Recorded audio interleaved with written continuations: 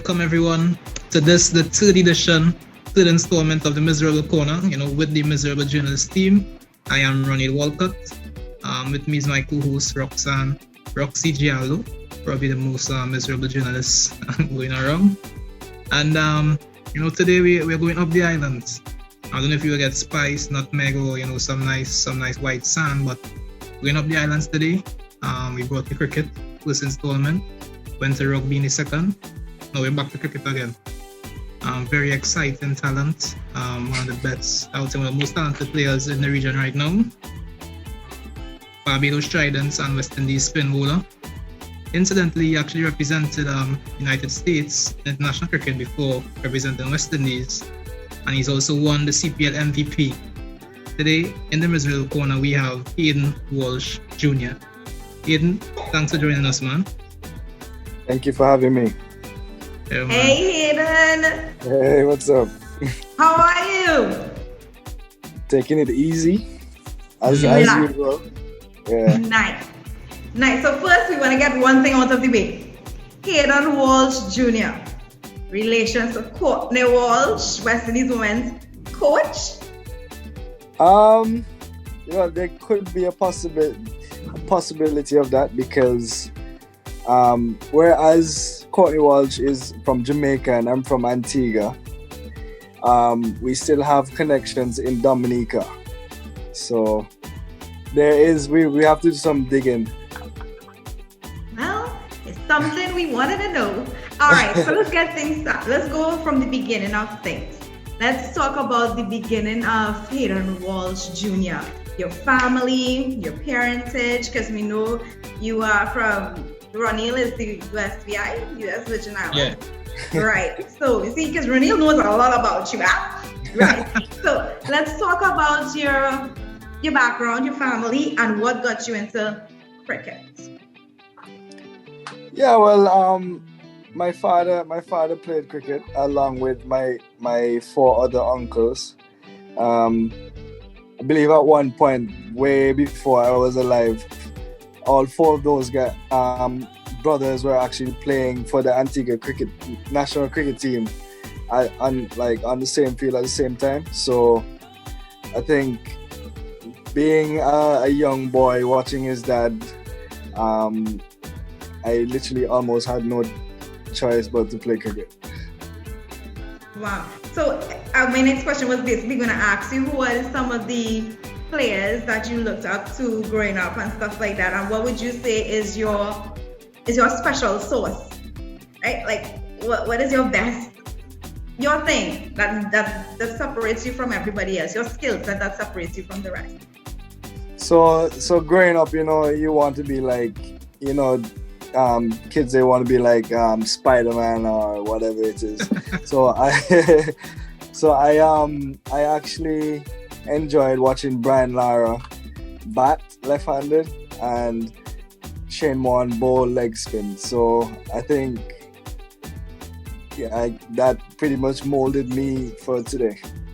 We endorse that. We endorse those answers.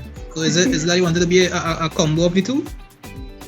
Yeah, definitely want. Well, I still think I can be a combo of the two because I still bat left-handed and I bowl leg spin. So okay. Nice. So we know you participated in the CPL tournament this year in the bubble. We are calling it the CPL bubble this year, right? What have you been doing during this pandemic, of course, to maintain your fitness? That's one part of it. And of course, how stringent are the restrictions in Antigua or where you're at the moment? Does it affect your maintenance of your... So when the pandemic opened up, I actually went to the US, which wasn't a very good decision. But I was able to buy a few weights, buy a few resistance bands, and I was actually able to do quite a bit while I was in the US. And then when things opened back up, I went back to the gym. So I don't think I still kind of found a way to, keep myself active. Even though, it was really tough for everybody to like go to the gym and all that stuff, I was able to, even before I had the the weights, I was doing a lot of body weight stuff. So yeah, it was still okay. It wasn't bad. It wasn't a nightmare. He's a nightmare.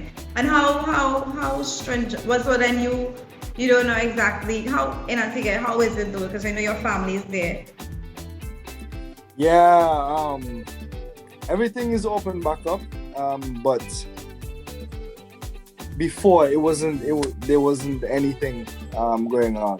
You couldn't go to the gym, you couldn't go to the beach and run or anything. You literally had to stay in your corner. Wow. Miserable corner. Yeah. Yeah. Alright, that's cool. And how is the baby? I know the baby's not a baby anymore, but Yeah, he's growing fast. He's he's a baby.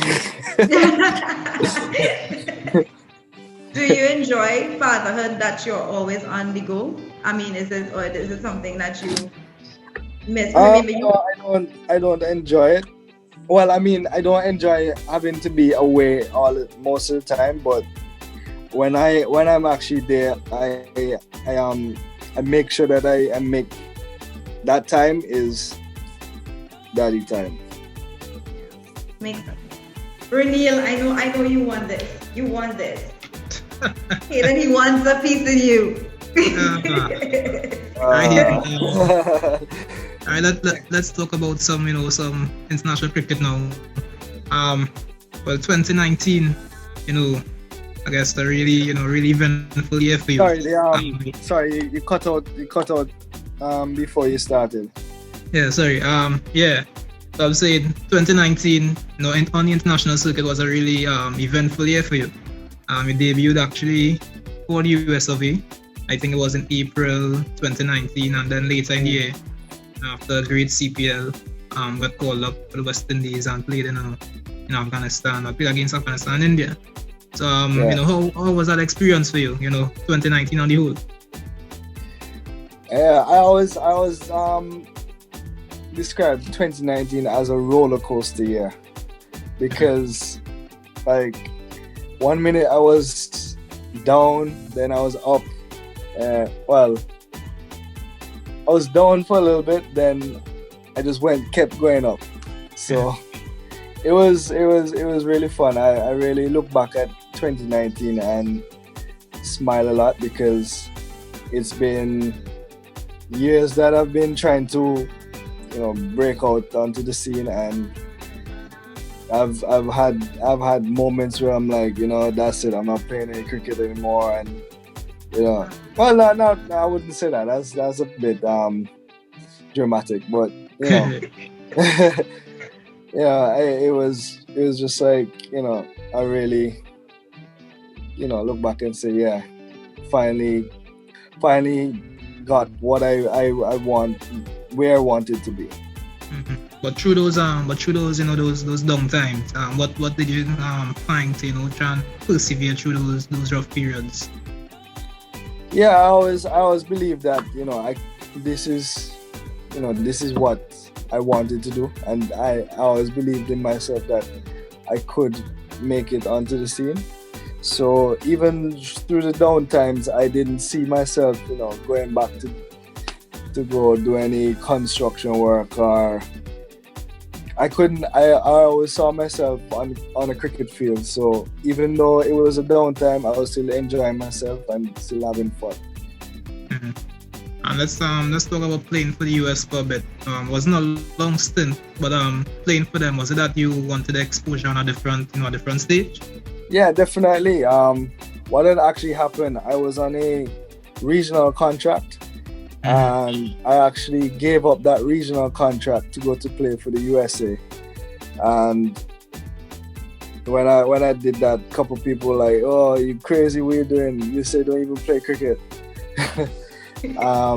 But I really just wanted a little opportunity to play regular cricket, because at the time I was with Barbados Pride. I wasn't playing regular. I would play like 3 matches out of 10 games, and I wasn't satisfied with that. So I said, you know what, let me just kind of settle down here and actually play some cricket. How was it playing for the US, the first to play in regionally? How was that? So they play a lot of associate cricket around the world. So that would be, they would play like, US would play like Italy, Denmark, and those teams I actually don't even think that play cricket. But the competition, I would say, was pretty good. I wouldn't say it's like any fool around cricket. It was actually serious cricket, and those games go right down to the wire, because a lot of those games are for qualification, and if you don't qualify, you probably won't play any cricket for another a year or two. So everybody would be trying to try and grab that opportunity to play World Cup or to play T20 World Cup, So it was really competitive, and sometimes I found myself like drained, because even at that level, you still have to be physically fit. We would play 50-over games back-to-back, rest after 2 games, and then play another 2 50-over games, which actually play 100 overs. And when I mean 100 overs of intense cricket. So I really enjoyed the experience. Yeah, Hayden, and CPL 2019, like I said, that was your breakthrough season there. 22 wickets, fully of the tournament. Were you expecting the West Indies call up after that tournament? Yes, I was. I was. So you weren't surprised when you got a call then? I wasn't surprised, but I was definitely as honored, and I was definitely, it was like a dream come true, for sure. Wow. And how was that tour of the subcontinent for you? Yeah, I really enjoyed the experience. Even in India, playing against India, I think as a cricketer, that is one thing that you should aspire to do. Play in India against India. The crowds are just insane. You missing the crowds now? Oh, for sure. For sure. I am. See how valuable us, the 12th man, is? See? Yes. Maybe not Roxy so much, but the other people. What Neil?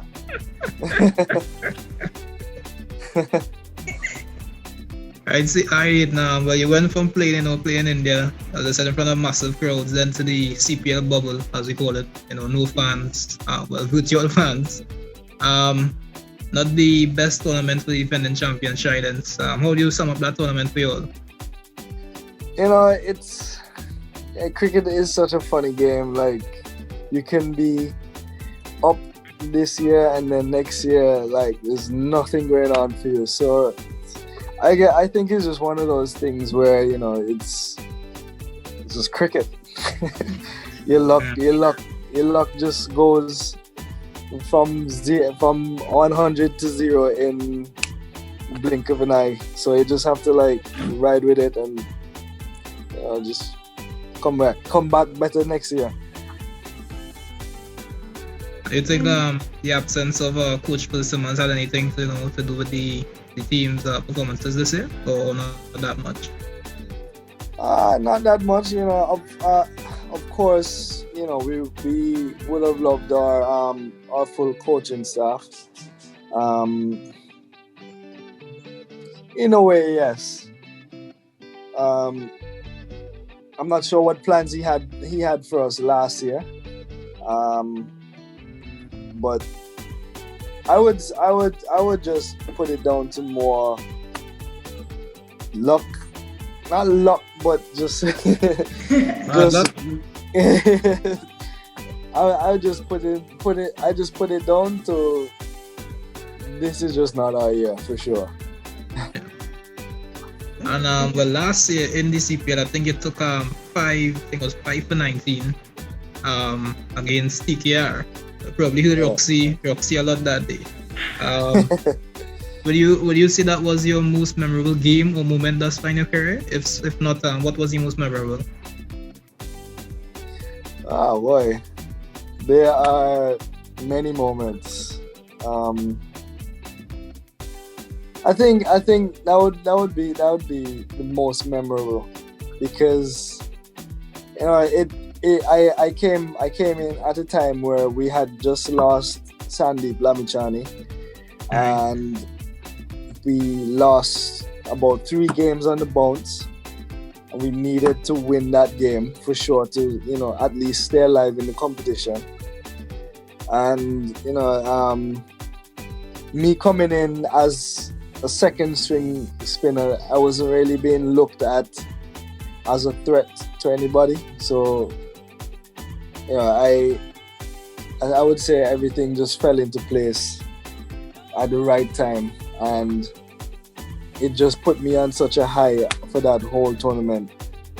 So I would say that's definitely the most memorable one. Roxy had that anyway. I'll never forgive you for that game, even though I got payback. Yeah. Who, me? Yes, you. So I tell him hit the ball in the air.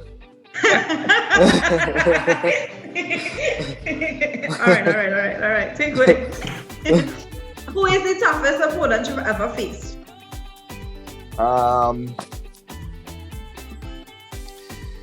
I would say, a batsman. Yeah, because most people, yeah. I would say, wow, Hayden. I would say everybody's easy food. I would say Virat Kohli. I was trying to differentiate between Rohit Sharma and Virat Kohli, but I would pick Virat because I was bowling. I can remember bowling to Virat in Mumbai, and I was bowling pretty decent at the time, and I actually outfoxed him on one occasion, and he was just able to kind of get out of trouble. So when you have a batsman who can adjust right at the right moments, I would say you're pretty good for me. Roxy, and to close off, you wanted to task his brain on a particular topic? Go ahead. You want me to ask you? Ask him. Alright, Hayden, just want to put you on the spot here a bit. Can you name your top 5 spin bowlers of all time? Any country? So for Shane Warne would be number 1, of course. Alright. And then I would go for Muralitharan. Wow. Then after that, I would go for, I would say Adil Rashid from England.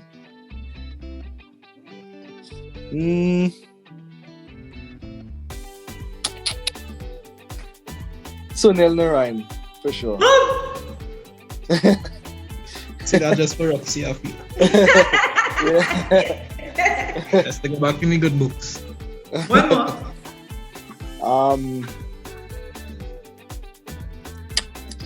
Then we would have, let's see.